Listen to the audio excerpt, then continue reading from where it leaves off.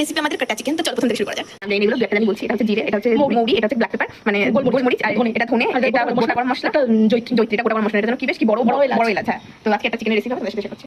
তারপরে তেলটা গরম হওয়ার পরে গোটা গরম মশলা দিয়ে ফোড়ন দিতে হবে। ফোড়ন দিয়ে তারপরে এর মধ্যে আমরা অ্যাড করবো হচ্ছে পেঁয়াজ। আর একটু ভয় পেয়ে গেছিলাম তেল ছিটেছিল বলে, তার জন্য পেঁয়াজটা ভিডিওর মধ্যে দিতে পারিনি। তারপরে পেঁয়াজ দেওয়ার পরে এটা একটু ভেজে নিতে হবে। আর আজকে নাম কি তোমাদের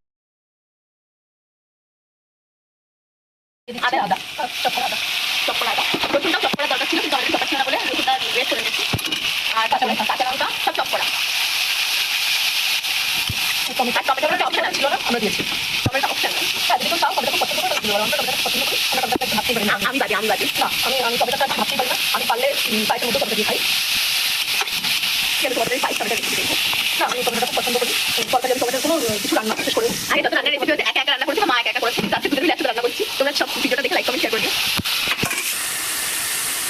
বাইরে একটা জিনিস বলে, আমি যেটা রোস্ট করেছিলাম মশলাটা, ওই রোস্ট করা মশলাটা মিক্সিতে ঘুরিয়ে নিতে হবে। চিকেন হবে বোন চিকেন হলে বেশি ভালো হয়।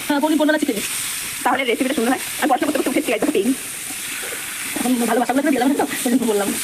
এবার দেবো লবণ, আমার কিছু সই করিয়ে নিয়ে রাখা সম্পত্তি সব পূর্ণ করে দেবো। বাবা সব নিয়ে যাচ্ছিল, তার সাথে লবণ স্বাদ অনুযায়ী লবণ হবে।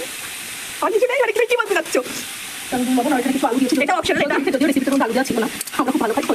বাঙালি বলে কথা, আমরা আলু ছাড়া ভাত যাবে না। আমরা 3 বেলা ভাত খাই, তো আমাদের ভাতের সাথে আলু ছাড়া জমবে না। চিকেন মানে আলু, আলু ছাড়া আমরা ভাবতে পারি না।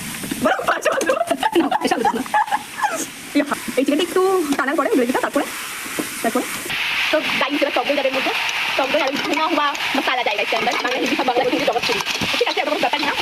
আমার ফলোয়ার্সরা সাবস্ক্রাইবাররা সবাই বুঝে যাবে যে আমি এরকম বলি। আচ্ছা নাম তো ভিডিও দেখতে ভালো লাগে, বলো ম্যান আমি দেখি না, তাই মনে হচ্ছে কেউ দেখে। তো কয়েকটা একটু বড় দেখে না, আমাদের কয়েকটা ছোট হয়ে গেছে হচ্ছে, আটকে আসলে মশলা